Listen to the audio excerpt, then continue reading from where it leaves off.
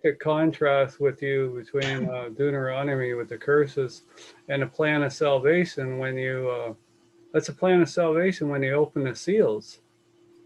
Yeah, it's if there had been any doubt in John's mind as of what was happening after he wept, and then, you know, if he had been familiar with the Old Testament, and that was the only testament there was at that time, of the curses and things like that, when he had seen that, it would be like that wraps up the whole plan of salvation right there.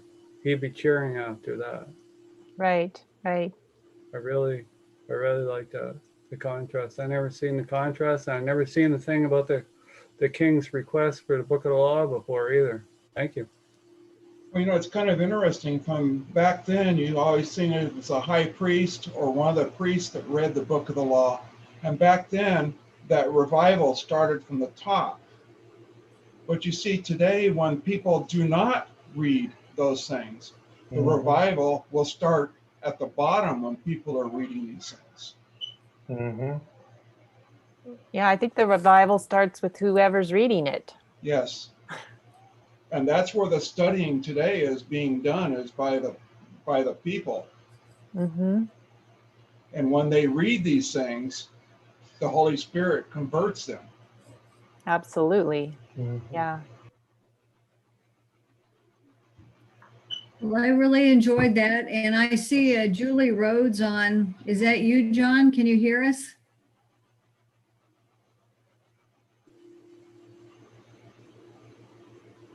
I'm pretty sure that's John, who's been out to Terabella before. His wife is Julie. If you can hear us, I just say hi. I'm glad you're here.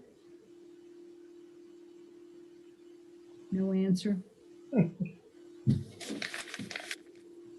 He might be not sitting there. Anyway. All right, and I see LuAnne's on here. Are you going to show your face, LuAnne? Your video?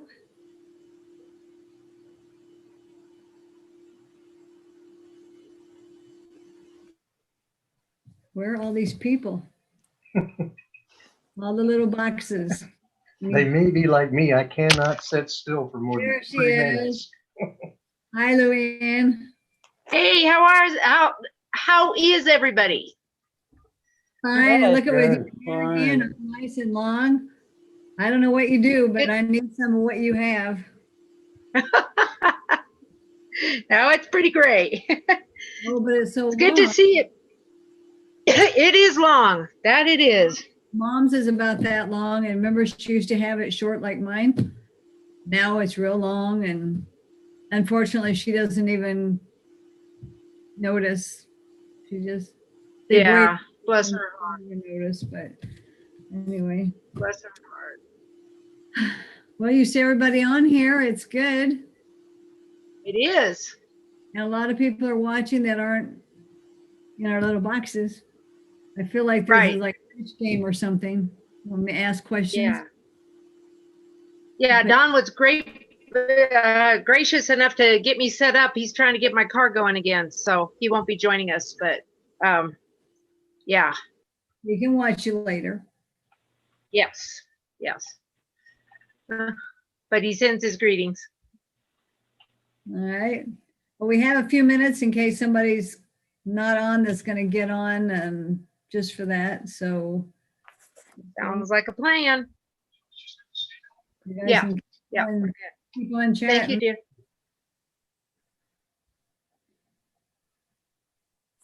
So how's the air quality? I'm not out there. Mine's fine. I'm in North Carolina. It's fine here. How is it, Dave? Is it? I know that Sherry got up to go to Nevada, and yesterday it was Okay, good. and today it was clear. So she's up there in Cloverdale, and Wow. so at least it was clear then. So the smoke's kind of going the other way, I guess. I don't know, but I don't know what it is down there in my area, Dave. It comes and goes. Some days it looks like fog, and now they're harvesting the nuts too. So we got dust and smoke. Oh. So somebody said we're going to have smoked nuts. Smoke There you go. There you go. I haven't looked, but when I listened to the news, they said, they said still there's a health warning, but they said rain is coming. Yep, it is. Oh, praise God. That's Our great. Our area has been unhealthy for about 4 months. A long time, yes. And people say that it was. We had a taste. Well, people used to talk about ours was really bad, and we had a lot of smog and everything. But Daddy used to say Right. a lot of it was just all the tractors and all the stuff going on in the groves and everything. And yes, there is smog, but a lot of it is our Dust also. dust and stuff. And Daddy The had, agricultural. Daddy had Yeah. and it took almost to the end of his life before they finally checked and found out he had it, but he had valley fever. And you get that out there in the dust, in the dirt. Oh. He loved that tractor and loved the dirt. You know, the first time I Yep. flew into LAX in the early 60s, there were layers of different colors. Yellow, I remember brown, that. gray, and green, Yep. and whoa, it's bad. I can remember It's we like, used to drive whoa, what? into LA and drive in there. And when we'd come in, it had a smell. And I always remember the smell. Other people would say it would stink. To me, it smelled good because it meant we were going there and it was, it was fun. Right. Now you go in it, Yeah. Yeah. That, smell it. So I'm sorry, it's not as bad as it used to be. No, there was a No, time when they had the electronic billboards on the freeway that said, pull over and shut off your engine. Because the Wow. air was so oh bad. my. Yeah. So I don't remember that. you need to Wow. because it's a lot better than it used to be. But Yeah, to hear we're grateful. it isn't, it's like, I don't know. But I do know Well, we had going to the we ocean, you go ahead and know it. yeah, we You had froze. 2 weeks of smoke from the west. I don't know if it was Colorado or Wyoming or what, but it changed our weather. It obviously changed the sky. We got a little taste of what you guys have been living with most all summer, and it was. My heart goes out to y'all. Yeah. It was rough. My throat closed up and Yeah, the visibility's not real great today. It's probably 1.5 miles, maybe 2 miles visibility. You look out and you see white in the distance instead of like the freeway.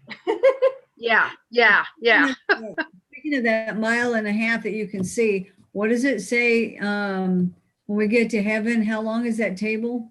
Does it say how long it is, or you just see from one end Can't to see the end of it, and it won't be smog or my, smoke. my eyes would be good finally. My Yeah. hearing too. Yeah, I can relate. We're to that age where things start changing a little bit. When I saw you were up there, LuAnne, I thought I better get my notebook up. So I went and rounded it up because whenever Oh, good for you, I Holly. always get the notebook up from last year, I just keep adding to it and stuff, and good stuff. Well, praise God, by his grace. It's have, not, today I won't be as prepared as I will be the other days. I haven't done a PowerPoint on this particular laptop, and I can't figure out how to do it. So Don's going to let me use his computer tomorrow. So I'll have PowerPoint and stuff for that. But for today, I'll just be reading, and I'll be holding things up to the screen so you can see them the old-fashioned way, I guess. But yeah. Well, Yeah, we're about ready, so I'll put it on the speaker here and we can start whenever you're ready. You keep Hey, freezing. give me 1 second. I've got one visual I can grab real quick.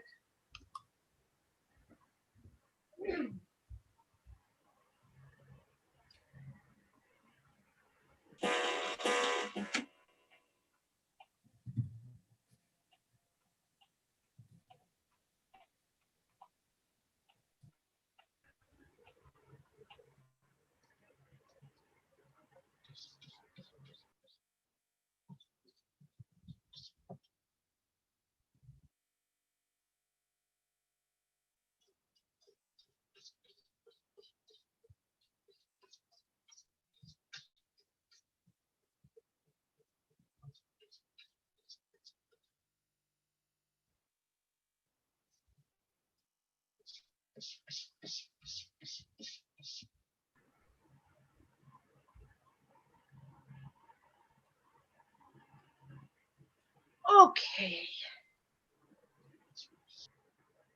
LuAnne, before you start, I wanted to tell you that I still have that comfrey plant in the backyard. I think you're muted. LuAnne, you're muted. And we still have the one in our back there by where the tent is. Yes. Well, I'm going to have to come visit because I lost all my comfrey. But let's have prayer and then I'll tell you a neat story. Because, yeah, God is so good. Heavenly Father, thank you so much for this time to share more of your wonderful things that you've created for us to use. And we're just so grateful for this time. Please just infuse each of one of us with your Holy Spirit. Help us to learn and to be empowered by your grace through this further understanding. And I thank you and praise you in Jesus' precious name. Amen. So like I say, when we moved here, yeah, it was fall when we moved here. We actually rented a little U-Haul trailer so I could bring out all my plants. It was warm and sunny in California. The weather forecast was pretty good, but we had to spend the night at a rest stop in Wyoming because this blizzard came out of nowhere. And so my dear little plants in my trailer, a good share of them froze. So I got them here and was able, by God's grace, to revive some of them. But yeah, I lost my comfrey. So, but when we moved here, there were all these wild plants. And I was talking to a friend of mine that's kind of a botanist as well. And I says, man, that looks so much like comfrey. No. He was able to point out differences, which I could totally see. But as I was researching for this, it is, and this plant that I'm talking about, I'll try to bring him pictures tomorrow because it's got the cutest little flowers. But it is, it produces the most annoying little cleavers that stick to everything. Very, very annoying. So I'm going around and trying to get rid of this plant because those cleavers are so annoying. But every time I do, I'm thinking, boy, it looks like comfrey. And so I'm doing research for this, and I thought, I just had this thought, and I looked it up, and it's basically a wild comfrey. It has all the same properties as comfrey. And I'm like, and the Lord had it waiting for me here. And so, yeah, its stature has risen in my eyes. And so I will be harvesting and using it. And because again, it's basically interchangeable. And I'm just, oh, I'm so grateful. And I can deal with those annoying little cleavers because it's what God has given us. So grateful. So I'd like to start out with a couple of Bible verses. Isaiah 41:10. Fear thou not, for I am with you. Be not dismayed, for I am your God. I will strengthen you. Yes, I will help you. Yes, I will uphold you with the right hand of my righteousness. Isaiah 41:10. Hi, Chris. And your little one. Bye. So many people take that we don't need to be prepared because God's going to take care of us. And I do totally believe that God's going to take care of us, but I also believe that we have a part to play in that. Hebrews 11:7 says, by faith Noah, when warned about things not yet seen, in holy fear built an ark to save his family. By his faith he condemned the world and became heir of the righteousness that is keeping with faith. By this he condemned the world and became an heir of the righteousness. And I'm going to get that. I'm sorry. Got to juggle here. Became heir of the righteousness. Oh boy, I'm glad you guys are patient with me. That comes by faith. And then referring back to Genesis 6:21, take all the food that needs to be eaten and you gather it to yourself, and it will be food for you and for the others on the ark. So there's obviously a work that we have to do, cooperating with God's right arm of righteousness as we look to the future. Ellen White says there are simple herbs and roots that every family may use for themselves and may need not call in a physician any sooner than they would call a lawyer. Well, these days that quote has a little bit different significance because a lot of people call lawyers fairly frequently. But the principle is that we can rely on God and the remedies that He's provided for us for the most part. There's times when expert advice is needed beyond our capabilities, but we have the right and the privilege to be educated into these simple herbs so that by God's grace, for the most part, we can be fairly self-sufficient. And of course, I don't know if y'all remember this about me, but my mind is always projecting to the time when we can't by ourselves. And if we've got this knowledge under our belt, by God's grace, it's not going to be that big of a deal. First of all, our health is going to be what it should be by His grace. And then when we run into issues, we will know of the plants that He's provided for us, what we can do with them. They're readily available. As some of you also probably remember, I am an RN, and my training was, oh, those herbs were for yesterday. Those herbs were until we found good medicines. In fact, I was the last nursing cohort to go through St. Helena Hospital as they were tearing out the hydrotherapy tubs and all the natural stuff that they had been founded on, because they didn't need that anymore because they had medicine. And so again, my mindset, well, medicine is so much better than herbs. But then I'm like, well, then why did God give us herbs? Well, to hold us over till we got medicines. And it's like, that's not the way God works. So the more I study herbs, the more I'm impressed with the qualities that God has put in there for us through them. And I'm just so grateful for them. We do need to prepare them correctly.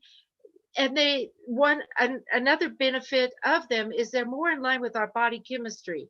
As we know, most medications are, even if they're formulated from compounds that were first found in nature, they have been reformulated and they're using chemical compounds. So our body doesn't deal with them in a way that builds health, whereas the herbs build health, which is, they will help alleviate not only the symptoms, but the problem causing the symptom. So it's just really such a neat relationship with God and the way He works. Of course, we need to watch out for pollutants. Again, don't gather close to a road or any factory that might be spewing pollutants, or any area that might have been sprayed. Be careful to ID them correctly. You guys may know there's some apps now. All you do is take a picture of the plant that you're wanting to ID, and it will tell you what it is, which is so helpful. Really, really cool. And then of course some of us need a paradigm shift that this is perhaps a better way to go, and it does take more effort. You got to gather it or buy it. You've got to prepare it in some way or the other. It takes more time and effort. As far as money goes, it usually turns out to be somewhat cheaper. But again, when you add in your time, it's an effort. But and you can buy some very effective preparations. But of course, the process of gathering and preparing your own is just phenomenal. It's so much fun, and it's just, it's really, really cool. So as far as, I hope I didn't do that. As far as emergency situations, again, it's really important proactively to be up on your first aid, your CPR from Red Cross or a certified agency, especially CPR changes. their practices. So it's really important that we stay up on that so that we're ready by God's grace for unforeseen circumstances, and not just for us and our families, but we're here to help others. And so we need to be equipped. Oh, and the disclaimer, got to do the disclaimer. The information provided here is not intended to replace professional medical advice and care.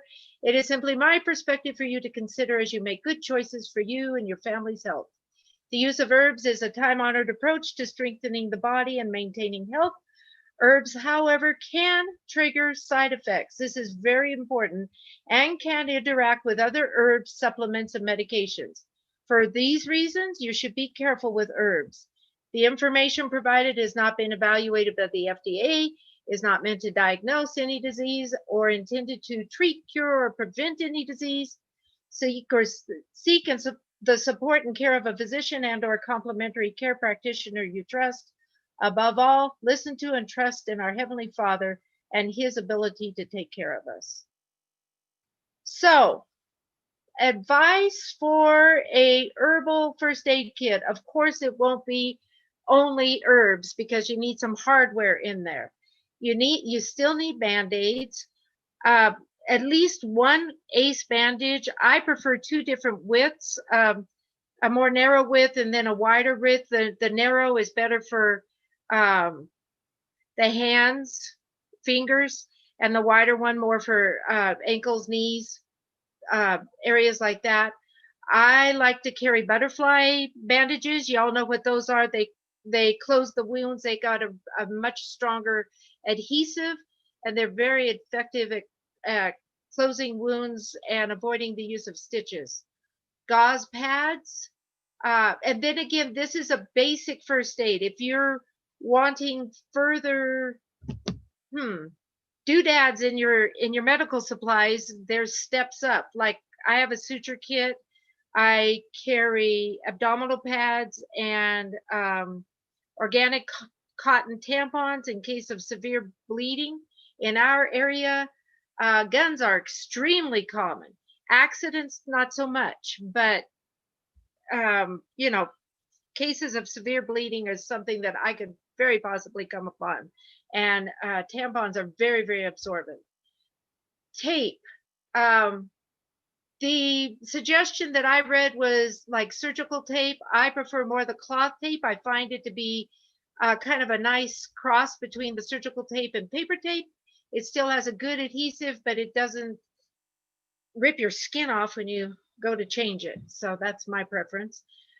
Small scissors, single edge razor, tweezers, one of those cold packs that, you just slap them and they get cold.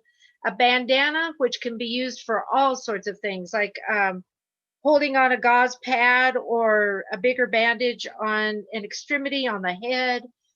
If it's a big enough bandana, it can become a sling. They're just so helpful.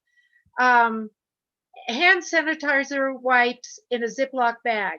You can find recipes online for DIY sanitizer hand wipes. And the reason I put those in, and again, running water is the best, but in emergency situation, running water is not always available.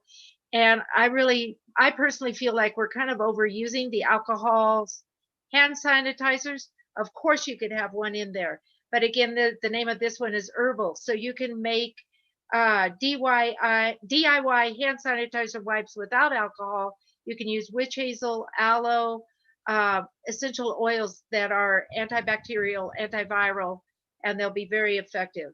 And then, of course, a case. One of the suggestions is a tackle box, because it's got those nice divided compartments, because some of the stuff you're going to be carrying will be in Ziploc bags, small Ziploc bags, so it's going to be fragile. Some of it will be in tincture bottles. Some of it will be in perhaps breakable jars, like for salves. So you want it kind of protected. If you are wanting something that big, you could also use a soft side case and protect those glass bottles in a different way. Then, of course, again, you'll need dropper bottles, salve jars, chapstick tubes. You can reuse them. Anytime I use up a small cream or ointment, I wash that jar, sterilize it, and reuse it. Same with dropper bottles. The thing with dropper bottles is you want only the ones with the glass droppers, because you can really clean those. The plastic ones, not so much, and sterilize those. But over time, those rubber stoppers do give up and they become ineffective. If you can afford new, if you want to go that way, that would be a good recommendation. So in emergency situations, everybody's calm, cool, and collected, right? Not so much. One of the things that is very important in any emergency situation is that especially the victim remains calm, and of course it's good for the caregivers. Ginger tea is good for that. Chamomile tea. As we all know now, you can get both of those in nice paper packets, put them in a Ziploc bag, then you've got those ready to go. You would need hot water, of course, to activate them as optimally, but you could use cooler water. You'll still get some good stuff out of it. You might want to use 2 bags if you only have cooler water. Chamomile is just a great across the board herb, one of those just really, really neat things. It's calming, it's healing, it's just really, really good. And of course, ginger calms things in the digestive area. So many of us get an upset stomach or nauseated or, other stomach issues if we're in a challenging situation. So ginger is really good for that. In my kit, I also have ginger capsules because it's nice to take internally for some other things. But the chamomile tea, another thing you could do with the chamomile with the tea bags is like if you had an insect sting or something, get that wet, moisten it really, really good, and you could lay it on the bee sting or the a sting, and it will help with that as well. Yeah, again, chamomile is just wonderful.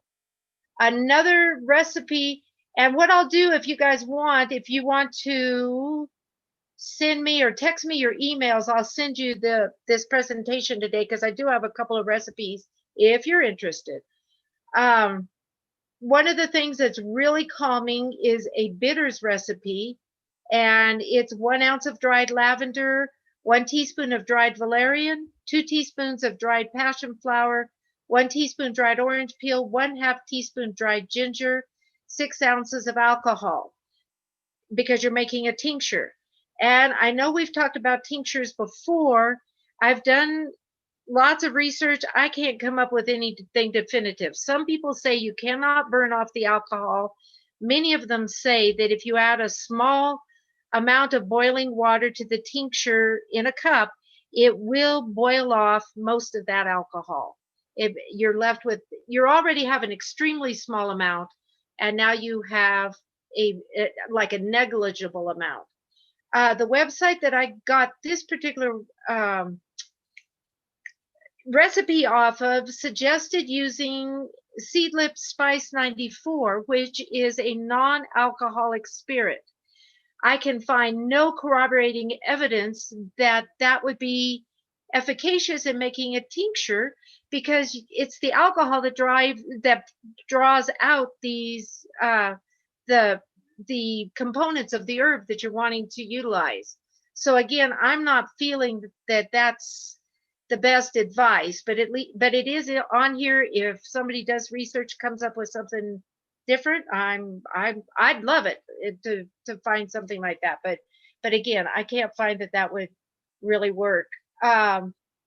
So again, like as in any tincture, you would combine all the dry ingredients in a glass jar, pour the alcohol on top, store it in a dark place, cool dark place, 2 to 4 weeks, shake the jar once a day or as often as you remember it. For me, it's like every other day. And then strain it through cheesecloth or a coffee filter and store it in an airtight container at room temperature. Now, the advantage of using alcoholic tinctures is they will last for quite a long time. Glycerin can be used for just about all tinctures.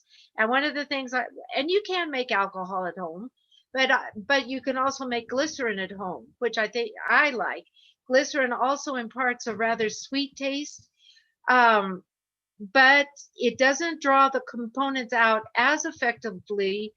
And so if I was using a glycerin-based tincture, I would use a little bit more, and it doesn't store as long. And it works better if for a couple, 3 days, you heat it gently, like in a crock pot, left on warm for a couple of 3 days. You can do the let it sit and shake it every day and for an extended period like you can with the alcohol, but it pulls out those components a bit more effectively if you use the heat. So that is an option if you're really trying to avoid the alcohol, which I have no troubles with. So again, this was to alleviate anxiety, to help your victim, if you will, whoever you're trying to help, to not be so anxious. It could be taken also instead of like an antidepressant or somebody that is struggling with anxiety. You could put it into hot or cold tea. You could take it before bed if you're having problems getting to sleep. And you could also, if you're using alcohol, but you still want a sweet taste, you could add a little bit of natural vanilla bean, but you don't want to use sugar because, as we all know, sugar can worsen anxiety symptoms. Another stress support formula that a lot of us can or should be using: oat straw, tulsi, which is a really good balancer, rose petals as well, chamomile, there she is again, lemon balm, and make a tincture out of that. Oat straw, I had tried every herb that I could ever find to help me get to sleep on a regular basis. And oat straw, believe it or not, has been the most effective. And I gathered that up in Northern California, sort of on the side of the road. Up where there was no pollution, but it was just wild oats. And it's really, really been effective. Okay, so if you're limited, or if you're just starting out, or if you feel this would be helpful, there are like 4 herbs that one could focus on that could pretty well do the whole job. There's so many others. And another nice thing about these particular herbs is they're so widespread.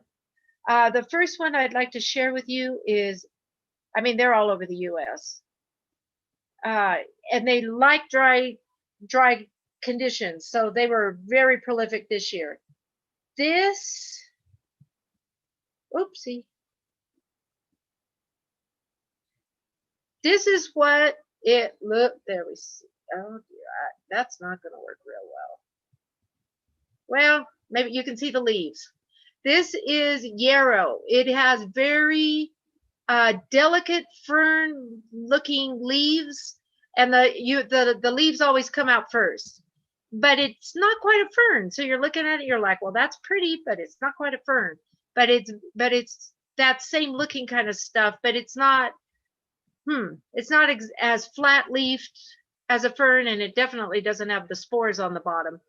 And yeah, so that's the leaf. And let me see if I can give you a little bit of an indicator.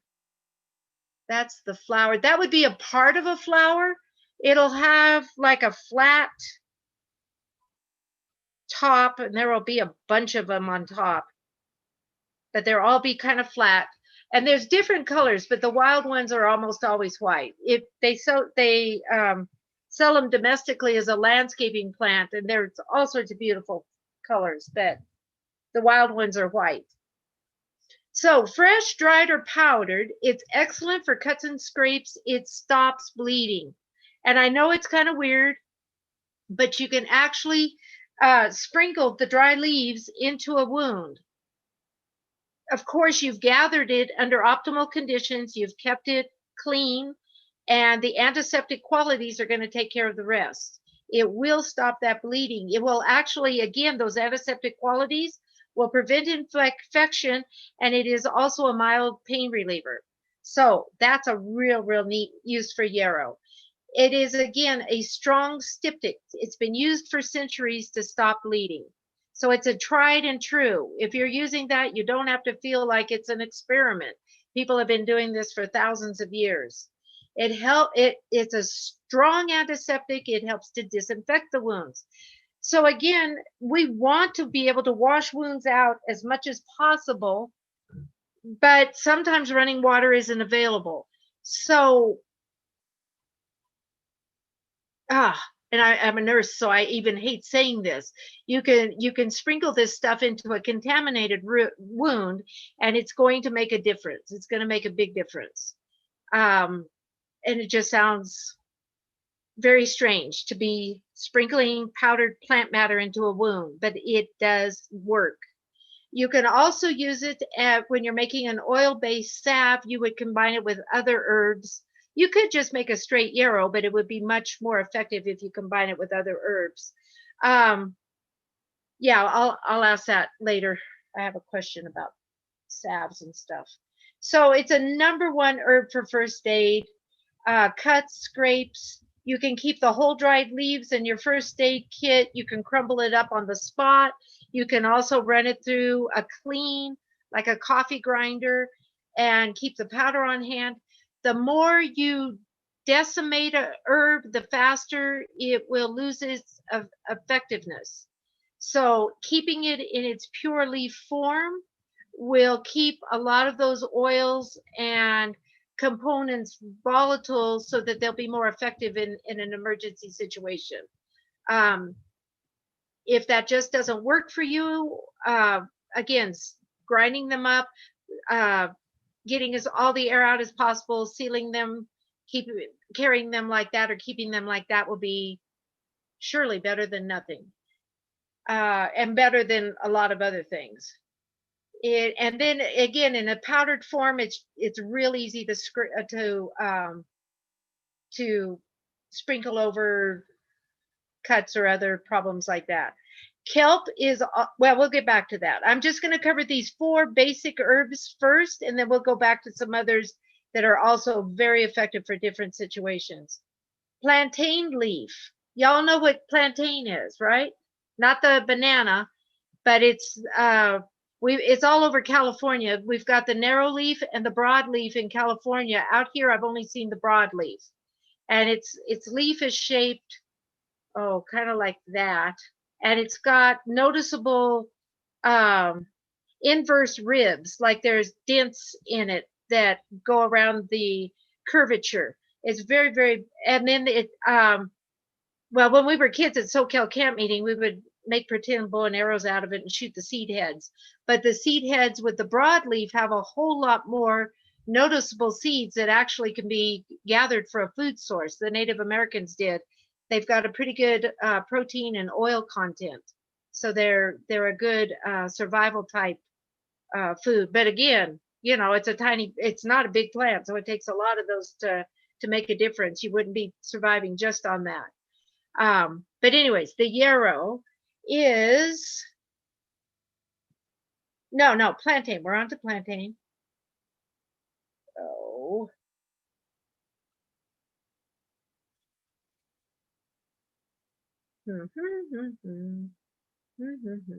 So one of the components of a plantain is it draws.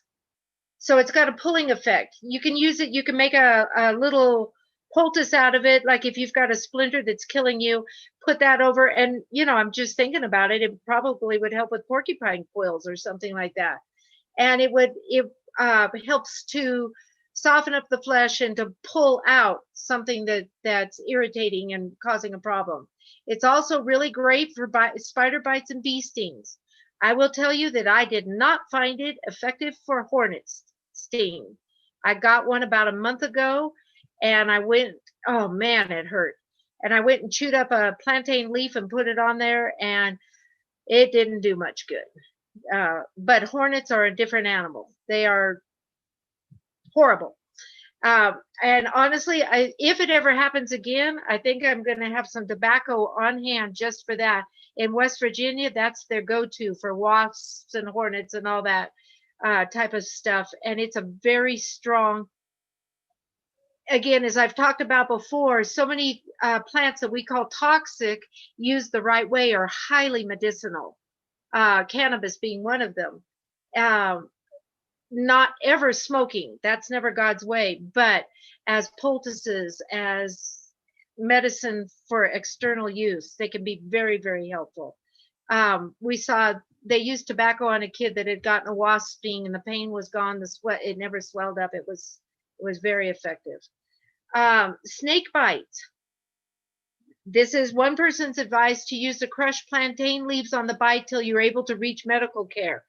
If I was doing that, I would continue to change that out, like honestly, every 20 minutes, because again, it's got a pulling effect. And if it's pulling, I want it to keep pulling. So I would replace that often. This little book here, First Aid with Herbs, is one of the references that I'm using for this presentation. It has got a whole page on how the Chinese are very proactive regarding snake bites. And so a couple of times a year, they will make these concoctions and take them. And it really, according to this author, it really makes a huge difference. He not only has the Chinese herbs there, but he has the American equivalents. So it's very, very helpful. We're up so high, we don't have any poisonous snakes up here. So I haven't, but I was seriously going to do it when we were in California, because anytime you're out hiking, the chance is very real of running into one of those little beasties. But if you're interested, again, this First Aid with Herbs by John Heinerman, and it's just chock full of wonderful, very helpful stuff. And a lot of it, he does include a lot of Chinese understanding, but when he does, he'll put in the American equivalent whenever at all possible. So it's very, very helpful. Plantain oil can be used again in when you're creating a salve, and you would combine it with yarrow and perhaps some other herbs. It's very versatile. It grows almost everywhere, can be used for a variety of things. Fresh leaves work best, but dried leaves mixed with water can, yeah, if they're dried correctly, they can be very, very effective. And this, the particular person that I'm quoting on my presentation, they feel like plantain is extremely effective for snake bite. Again, when it didn't work for the hornet, I kind of got a little bit suspicious, but it could be, you know, of course, the snake bite is a different type of poison. And so we tend to lump them together, but it's not necessarily accurate to do so. Just because it didn't help me with the hornet doesn't mean it wouldn't help with snake bite. Then we're coming up on good old comfrey, because how could any presentation be complete without comfrey? Because I love her. Again, she's known as knit bone. She has a long history of healing, speeding the healing of broken bones as well as other wounds. In fact, the advice is not to apply it to deep wounds, because they can, it will abscess perhaps, because the skin will close over before the inside is quite healed. So you don't want to do that. But it has such wonderful components. Many people think it's also very effective with cancer. The official word is that it causes cancer. So yeah, I would use it for that, but that's me. It's wonderful for a poultice, a compress, or in a salve. The healing component is allantoin, and I'm not sure at all I'm pronouncing that correctly, but anyways, that's what it looks like. It sounds like it's a plant compound. It encourages the growth and repair of connective tissues, skin, and bones. Again, it helps the wounds to heal quickly, and y'all remember, it also really kills pain, which is so wonderful. The scarring is minimized when you use comfrey. long history of use in treating cuts, bruises, scrapes, rashes, bone, ligament injuries. Comfrey is irreplaceable. And I'm just like, do I even need it in our kit? Because the wild stuff is everywhere out here. But I still think I'm going to put some in our kit. It's just wonderful, wonderful stuff. It also contains, I can't pronounce it, but it starts with a P, alkaloids, which may cause harm to the liver. The suggestion is to use it only externally and for no longer than 10 days at a time. Again, it can be used as a poultice, an oil, or a salve.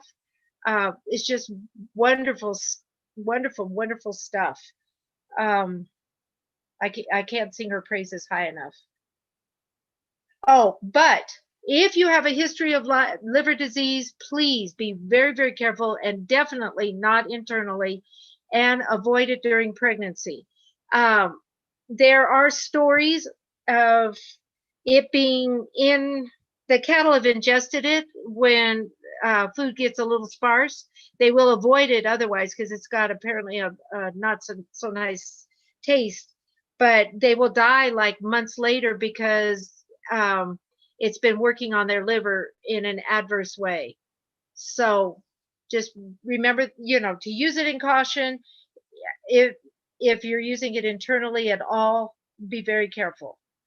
Echinacea grows everywhere out here. It's a prairie wildflower. We're not on the prairies, but it's people use it for landscaping. It's that beautiful daisy-like thing with the purple petals, and you want the Echinacea purpura. They sell for landscaping, again, the different colors.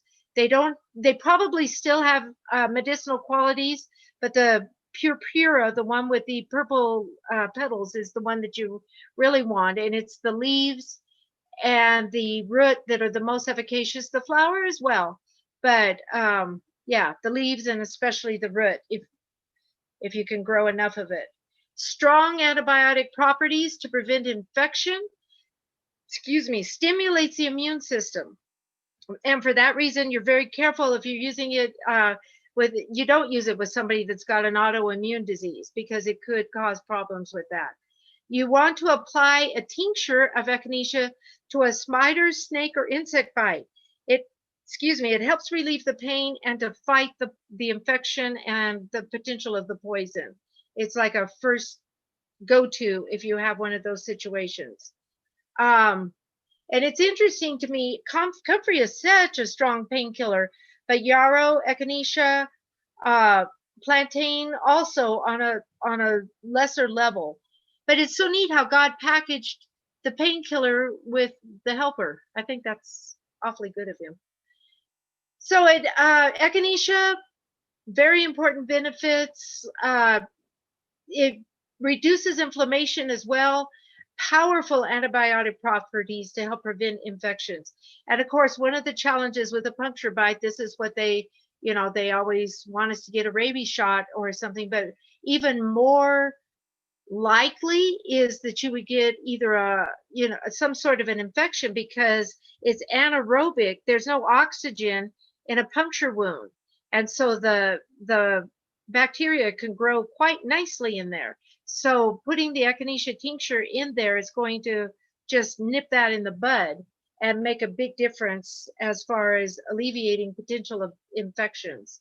And again, help boost our immune system to start fighting those infections, fighting the poisons that have been injected, if it's a spider bite or, one of those guys. We just used a simple charcoal poultice. One of our kids got a mouse bite out in the country, and it was an interesting puncture wound, but we used charcoal and there was never an infection. No problems with that. Yeah, you can use the stems, leaves, flowers, all of it, and you could soak it in 80 proof alcohol for 6 weeks, and then drain it off and label it. And there's so many places to learn how to make these different preparations. And go away, please. Thank you. If you prefer to buy it, be sure you buy reputable established companies, guaranteed potencies or standardized extracts. There's too many fly-by-night companies out there that are selling very inferior goods. But Mountain Rose Herbs, Denver, Rocky Mountain, Rocky Mountain, they sell good products. The fly-by-nights are going to be lower on the Google list. The good ones have the good ratings because they've earned them. Again, because it stimulates the immune system, don't use it. If anybody has an autoimmune disorder, celiac, lupus, rheumatoid arthritis, multiple sclerosis, anything like that. So you never give any of these things until if you're not able to communicate with the person involved, because you need to know what's going on with them before you administer any of these herbs. And again, like the anti-anxiety herbs that I shared first for these bitters formula, or something to help them to stay calm. If they're on any anti-anxiety meds to begin with, it is not good to give those, because too many times it can interact and you don't have time in an emergency situation. You need to avoid the possibility of an adverse interaction rather than moving forward with that when it could cause some problems. So very important, again, if they can't communicate. And of course, you're not going to give them by mouth if they're unconscious anyways. So, insect repellent. Most of the summer out here, we don't have that many bugs. And I did something here. Just a second. Sorry. But boy, come late summer, it has gotten very, very interesting. We have grasshoppers everywhere, and then we have stinging insects that are stinging the grasshoppers and eating them, apparently. So it's the grass is alive. So insect repellent, reduce your sugar intake. If you can, more raw onion and or garlic. Those strong components in there, they don't like it. We may not smell it, but we're exuding it through our skin, and it helps keep them away. Again, everybody's body chemistry is a little bit different. So, some people can eat just a clove of garlic a day and be fine. Others of us might have to eat 10, and it wouldn't seem to make that much of a difference. But for the most part, it's effective. Brewer's yeast, increasing your intake of that for many people is shown to be effective. Stay calm anytime you're around the buzzers, or potentially around the buzzers. Don't walk barefoot, which is really hard for me because I love barefoot. But yeah, this time of year, not a good idea. Homemade insect repellent could include lavender, citronella, eucalyptus, and if you were wanting to make a spray, you would blend it with pure water and witch hazel or alcohol. If you just have the plant around, just rubbing lavender, taking a stem, rubbing it on you. Citronella is actually a type of geranium, and it smells like citronella. Actually, most of the geraniums will help repel because they've got that strong smell. But citronella is especially effective. Eucalyptus. Again, you don't have to make the spray, but if you're making it for your first aid kit, then of course you would want to do something like that. Or you could make a salve or a lotion. And they're very, very effective for keeping the buggies away. If you do get stung, again, stay calm, remove the stinger, and as I think probably all of us know, scrape, don't squeeze. We don't want to squeeze more venom in there. And that other than the honeybee, most of them can re-sting, so they're not going to leave their stinger. But if it is a honeybee, that's what you do. And vinegar, onions, a slice of onion, plantain, charcoal, tobacco poultice, any of those should work. For me, it was ice water. That's what really worked with the hornet sting. and that poison was active for hours. And I have not been in such intense pain since childbirth. And I kid you not, it was terrible. Again, the plantain did not work. And baking soda didn't work. That's a good old tried and true. The only thing that worked was the ice water, and elevating it above my head really made a big difference. But I'm planning to make a tincture of comfrey, grandelia or gumweed, St. John's wort, and lavender essential oil. And I'm really hoping that will make a difference if it happens again. But I want it on hand. And again, like I say, I want some tobacco on hand so that I can make a poultice out of that, because I really think that would be very, very effective. And boy, I could really understand why God said he would use the hornets to drive out the enemies. Because man, one sting did me in. And I've got a pretty high pain threshold.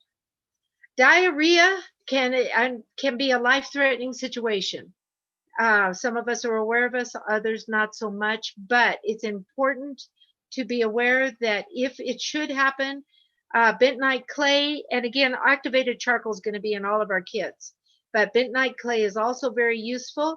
If you choose clay, it would be 1 teaspoon per 1 cup of water 4 times a day, and it tastes like you're drinking clay, but it's not that bad at all. And then charcoal would be 4 capsules an hour until the diarrhea clears up. If you're not in the position to have either of those around, blackberry leaves and or the roots are very effective, have been used by the Native Americans for a long time. If it's the leaves, you would steep them 10 to 30 minutes. The roots, you would simmer them 30 to 40 minutes to draw out the effective components. Blackberry and strawberry roots and leaves simmered are also good for internal hemorrhage. Now, we're often taught that the only way to deal with internal hemorrhage is to get to a doctor. So what did the Native Americans do and our forefathers do? A lot of them lived through this. Comfrey is the best for internal hemorrhaging. Stinging nettles is right up there. In fact, there's a doctor in the Confederate War got some bleeding. He took some lint, whatever that lint means, I don't know, but he soaked it in stinging nettle like a tea, and he was able to get the blood to clot almost instantly. And it's also cleared up stomach ulcers, bleeding stomach ulcers. So yeah, comfrey and stinging nettles are awesome for that. And that would be, for stinging nettles, it would be 2 ounces per 2 cups of water. And of course you would drink that. So, but I'm not giving you medical advice. So if you have bruising, or you think you're going to bruise, you've knocked your ankle, you've knocked your leg, and you really don't want to deal with a bruise, yarrow tincture taken internally will make a big difference. It stimulates the circulation in the capillaries. It also has a mild blood thinning ability, and it will really make a difference there. Externally, calendula. Calendula sounds so fancy. Well, your marigolds are the same thing. Marigolds, in fact, I've been drying marigold petals all summer. And yeah, it is so good for the skin, anything that is involved with that. And it's also good for bruising. Comfrey arnica, which is a little nondescript flower, really good again for muscle pain, for bruising. And you want to put, if you've got if you know you already bruise easily, if you know you don't want to deal with this, you would want this made up into a salve or an oil beforehand, again in your kit, and you will want to apply it as soon as you feel like maybe a bruise is coming on. And most people have experienced that they don't even get a bruise if they are able to do that. Another emergency situation, which can get worse rapidly, as some of us know more than others, is poison oak or poison ivy. Back east, jewelweed grows right with the poison ivy. and you bruise it and make a poultice out of it, it clears it right up. I've experienced that. In California, manzanita tea grows right with the poison oak. The tannic acid in that will just clear up the poison oak, dry it up. It's just, it's again, it's really cool that God put them right next to each other. Out here, we have some poison ivy and neither of those two. So when I got poison ivy the last time, I did vinegar and clay, and that really, really dried it out. I used organic apple cider vinegar, and that really, really helped. White oak bark, making a tea out of that is a really good thing. Also the tannic acid, and that will dry it out. Strong peppermint tea or mugwort tea, those will all help draw the poison out and dry it up. And Sandy, am I out of time or can I have 5 more minutes? It's up to you. Keep going. Keep going. Okay.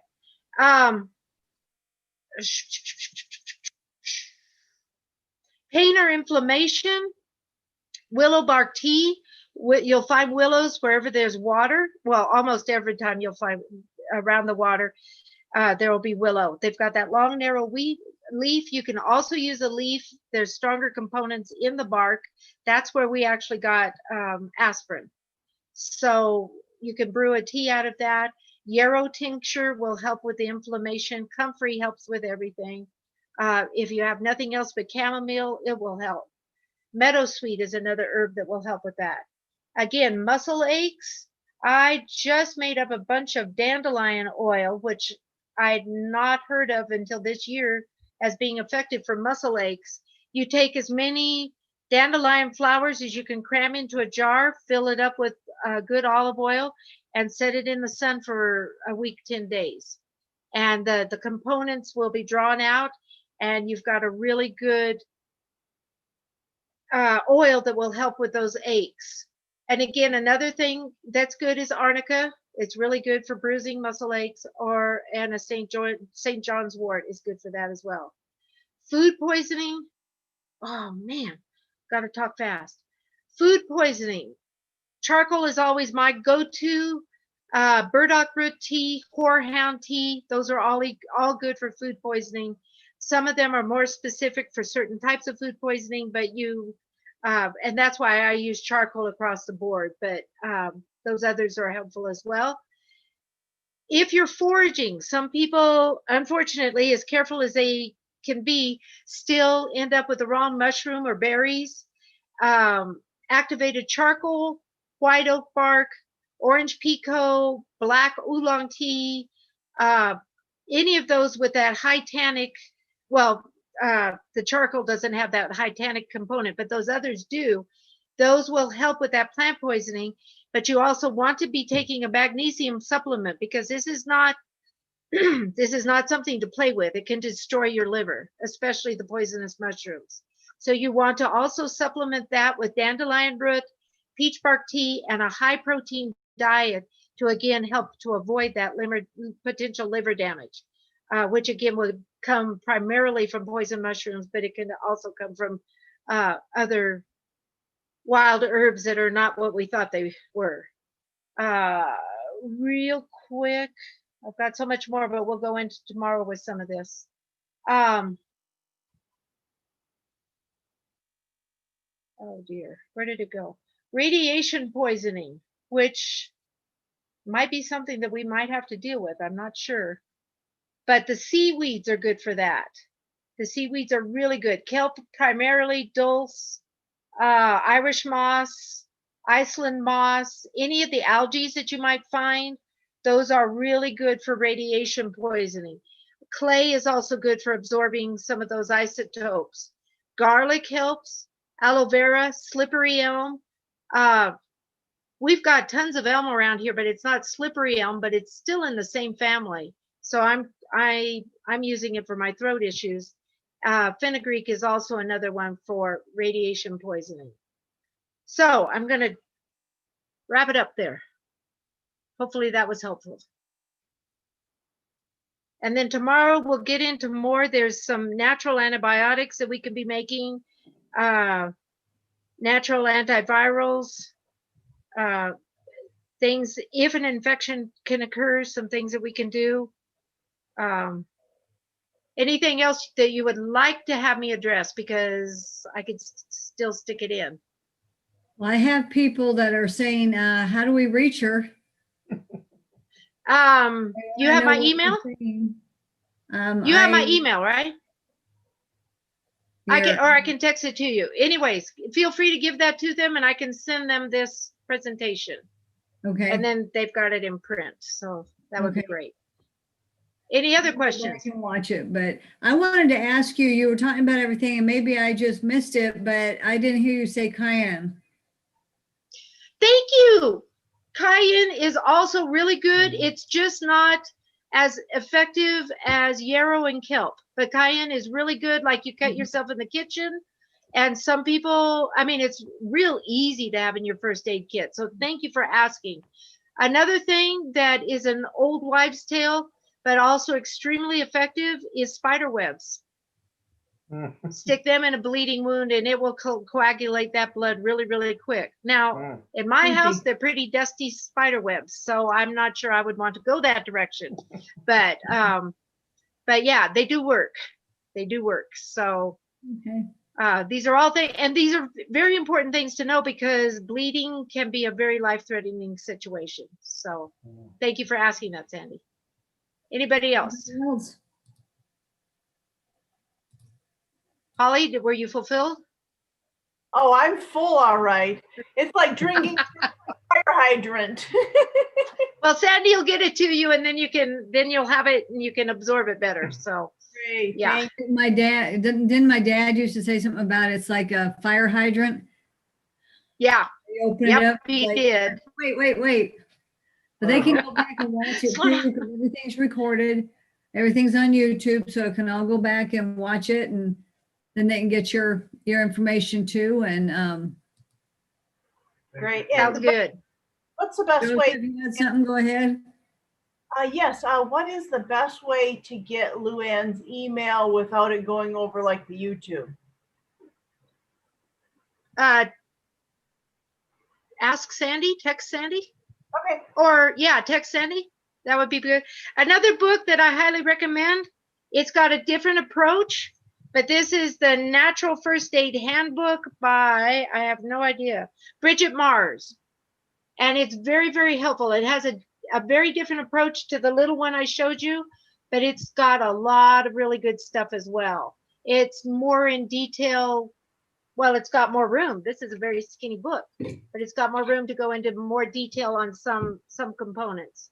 So it's also very helpful. And neither of them are very expensive. And as you can see, they're small and easy to carry with you. So very, very helpful information. So thank you all. Let's have prayer, shall we? Father, thank you so much for these wonderful plants you've shared with us and given us, ever increasing knowledge of how wonderful they can have, what wonderful things they can do for us. And Lord, I ask please that you keep us in good health. But if something should happen, thank you that you're giving us the knowledge and the equipment to be able to help ourselves and to help those around us in trying times. We love you. We give you all the praise in dear Jesus' precious name. Amen.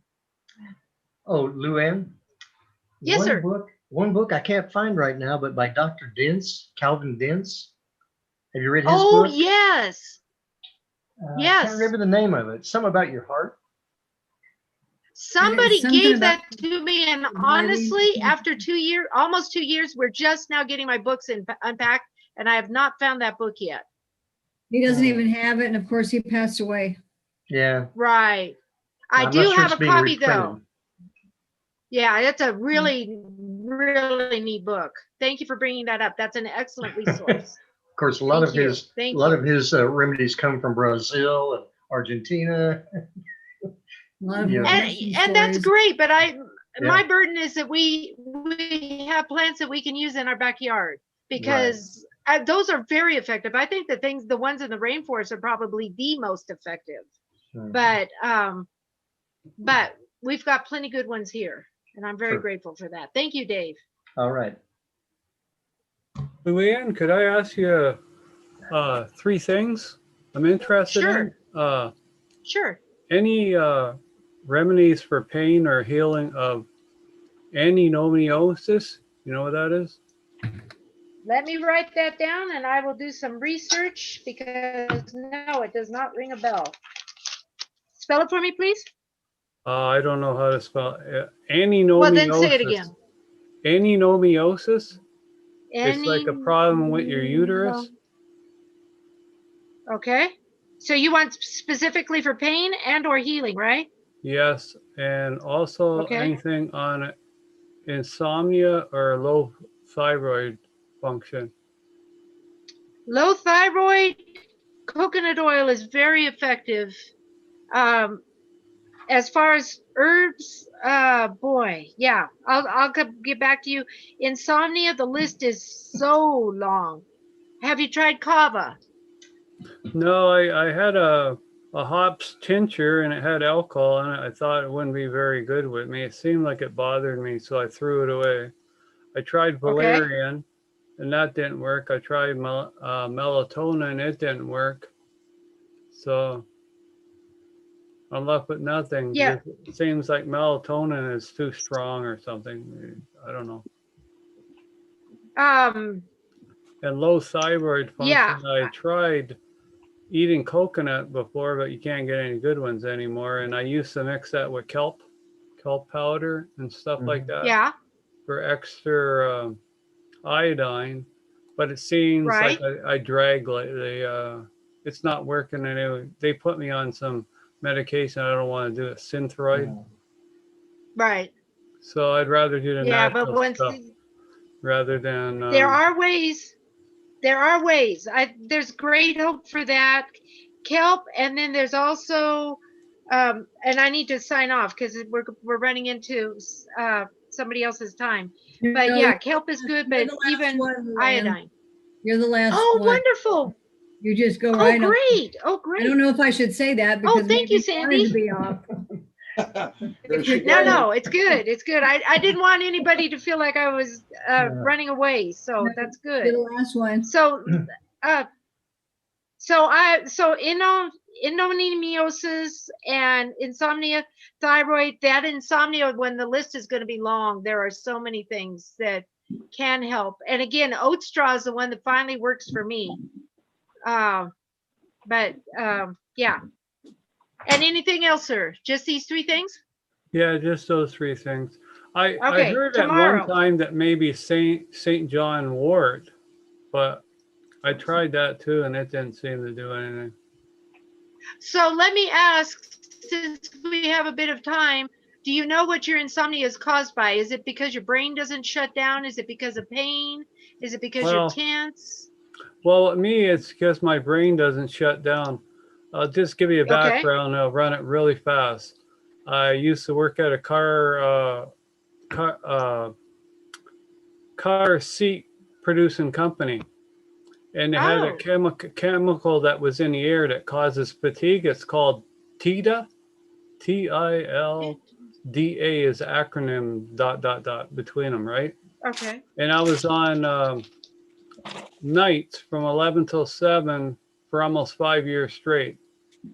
So I'm constantly fighting the TILDA, and I'm almost falling asleep in the actual workplace. And I'd walk, and my car was at the back of the parking lot. I'd punch out at 7, and I'd walk on the way to walk into my car. I'd get all that fresh air, and boom, at 7 o'clock in the morning, I'm awake. Yeah. Because the TILDA isn't working on me anymore. So I think it did something to my head, to my brain. So have you ever detoxed? I just tried like water for a few days, and I tried grapes, eating grapes for a few days, and I also tried melons, mostly watermelons, but they didn't seem to do very much for me. I never tried anything else. Well, let me do some research because this is a chemical I have never heard of. What's that? Yeah, we got some feedback. I'm sorry, but I need to. There's specific herbs, specific plants that will detox specific poisons. So let me see if I can find out what family this particular poison is in, and that might give us some information as to what would help you to detox more effectively. Okay. And I yeah, wouldn't have no because problem falling asleep if I was in the company right now because they closed down. But I mean, you just walk into the place and after a while you feel tired. Your body's wow. constantly fighting to stay awake. You know, you're trying to stay awake. And Well, I work at least 20 years a night shift. So I know what you go through. And I take Yeah. melatonin and Benadryl every night. And the reason is after I get to sleep, I have a tendency to wake up in the middle of the night. Sometimes I'll be awake 2 or 3 hours. And I've noticed that a lot of that, or some of that, depends on how much stress that I have. Because I know when I speak the night before, I have this, and I notice that some of those mornings that I'll wake up like Dave at 3 or 4 in the morning, and I can't go back to sleep. And those nights that I forget and I don't take those, I'm awake half, 3/4 the night. Interesting. So I know that type of thing, that you go through. It's hard. And then I you have my wake up thyroid and you're not removed. rested. Huh? yeah, that's the thing with me. I'm getting a lot. I think I've been going through this for years. Yeah. And now I'm starting to get weaker and I'm starting to lose muscle. And your low thyroid can cause you to not sleep well either. That's right. That's true. Low thyroid does that. See, I have my thyroid removed from cancer, so I have to take supplements for it. Right. Right. Well, let me address that tomorrow for you, Joseph. Okay, and thank you. By God's grace, we'll have some good news. Yeah. So thank you for the questions. Anybody else? Questions, comment? Well, Anybody? we'll see y'all tomorrow then. Okay. Thank you very much. Everybody. Thank you for being on. Thank you, Sandy. It's nice to see you again. We've missed you. It's nice to see Oh, you. I've missed y'all. I thought we'd be less busy when we got out here. Ha ha ha ha ha. Chris wanted me to tell you sorry. He didn't realize his video was off and he turned it on and off accidentally because they left and they went bike riding with the baby somewhere. Oh, obviously the baby was bike riding, but they have a nice. little carrier. So they just left. So he Got it. said that he will watch it later and he'll be on tomorrow, but he wasn't. Bless his heart. Oh, that was sweet of him. I got to tell you though, I'm not doing any gardening presentations, but God has just, one of our burdens is, God says that we need to be growing our own food. We're at 5,500 feet. We're in zone 4 and we had the most blessed garden and we've even grown a good patch of wheat. And I'm just amazed. God is so good, so good. So yay. All right. All righty, dearies. Look forward to seeing y'all tomorrow. All right.